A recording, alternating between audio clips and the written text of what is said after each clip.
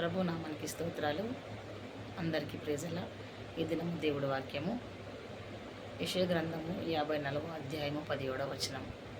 నీకు విరోధముగా రూపించబడిన ఏ ఆయుధమును వర్ధిల్లదు అని దేవుడి వాక్యము. ఈ వాగ్దానము దావీదు కూడా ఆ కాలంలో ఫిలిష్తీయుడైన గొలియాతుతో యుద్ధం చేసినప్పుడు దావీదు భయపడకుండా దేవుడి సహాయాన్ని అడిగి గొలియాతును జయించినాడు.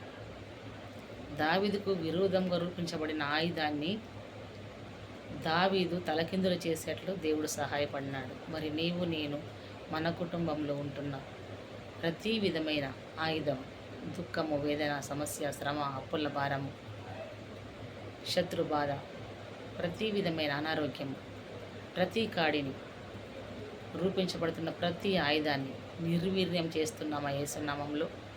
తన సహాయం అడుగుతూ మనం ఏ విధంగా ఉంటున్నాం, మనం కూడా జయించువారమై ఉంటున్నాం.